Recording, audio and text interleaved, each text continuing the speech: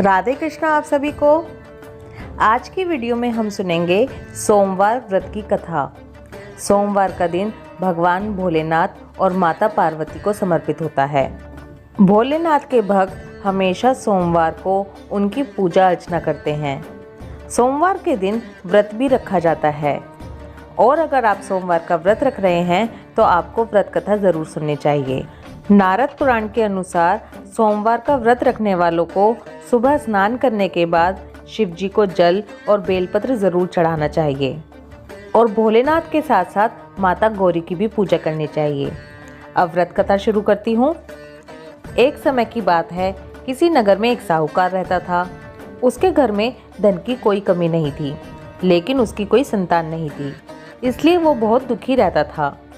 पुत्र प्राप्ति के लिए वह हमेशा सोमवार का व्रत रखा करता था और पूरी श्रद्धा के साथ मंदिर जाकर भगवान शिव की और माता पार्वती की पूजा किया करता था। उसकी भक्ति को देखकर एक दिन माता पार्वती प्रसन्न हो गईं और भगवान शिव से उस साहूकार की मनोकामना पूरी करने का आग्रह करने लगीं। पार्वती जी की इच्छा सुनकर भगवान शिव ने कहा, पार्वती, इस संसार में हर प्राणी को उसके कर्मों का फल मिलता है और जिसके भाग्य में जो हो वो उसे भोगना ही पड़ता है। लेकिन पार्वती जी ने साहूकार की भक्ति का मान रखने के लिए उसकी मनोकामना पूरी करने की इच्छा जताई। माता पार्वती के कहने पर शिव जी ने साहूकार को पुत्र प्राप्ति का वरदान दे दिया। भोलेनाथ ने वरदान तो दिया, लेकिन साथ ही ये भी कहा कि उसके बालक की आयु केवल 12 वर्ष की होगी। माता पार्वती और भगवान शिव की बातचीत को साहूकार सुन रहा था। उसे ना तो इस बात की खुशी थी और ना ही दुख। वो पहले की तरह शिव जी की पूजा करता रहा। कुछ समय के बाद साहूकार के घर एक पुत्र का जन्म हुआ। वो बालक 11 वर्ष का हुआ तो उसे पढ़ने के लिए काशी भेज दिया गया।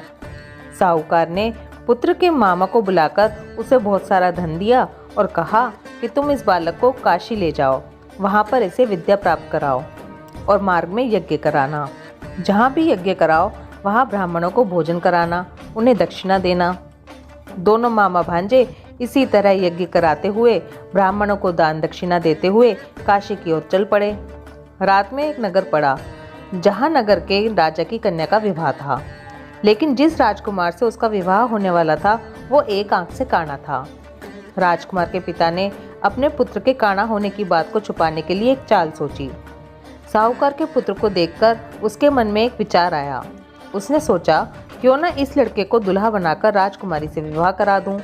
विवाह के बाद इसको धन देकर विदा कर दूंगा और राजकुमारी को अपने नगर ले जाऊंगा।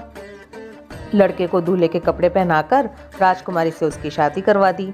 लेकिन साहूकार का पुत्र ईमानदार था, उसे ये बात सही नहीं लगी।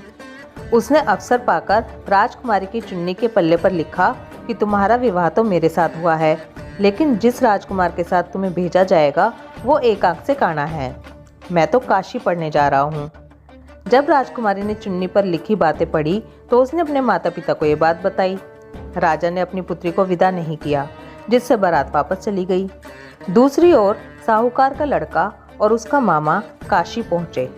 वहाँ जाकर उन्होंने यज्ञ किया। जिस दिन लड़के की आयु 12 साल की हुई उसी दिन यज्ञ रखा गया। लड़के ने अपने मामा से कहा कि मेरी तबीयत कुछ ठीक नहीं है।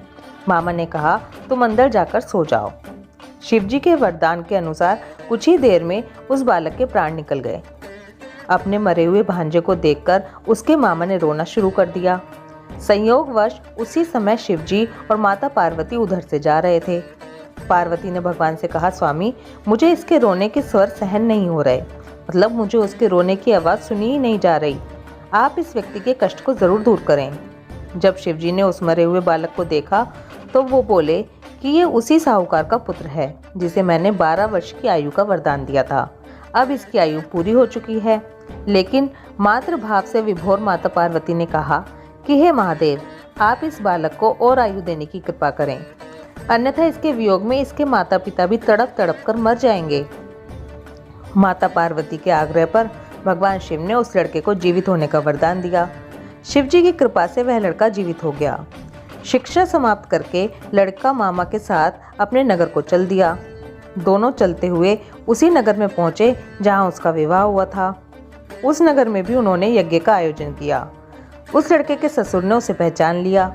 और महल में ले जाकर उसकी खातिरदारी की और अपनी पुत्री को विदा किया। इधर साहूकार और उसकी पत्नी भूखे प्यासे रहकर बेटे की प्रतीक्षा कर रहे थे। उन्होंने प्रण रख रखा था कि यदि उन्हें अपने बेटे की मृत्यु का समाचार मिला तो वो भी प्राण त्याग देंगे, परंतु अपने बेटे के जीवित होने का समाचार पाकर वो बहुत प्रसन्न हुए।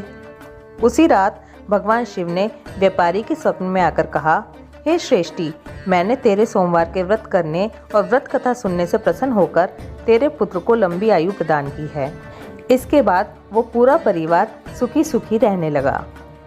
इसी प्रकार जो कोई सोमवार का व्रत करता है, कथा सुनता है और दूसरों को सुनाता है, उसके सभी दुख दूर हो जाते हैं, उसकी सभी इच्छाएं पूरी होती हैं। इसलिए सोमवार का व्रत रखने के साथ साथ सोमवार व्रत की कथा भी अवश्य ही पढ़नी चाहिए।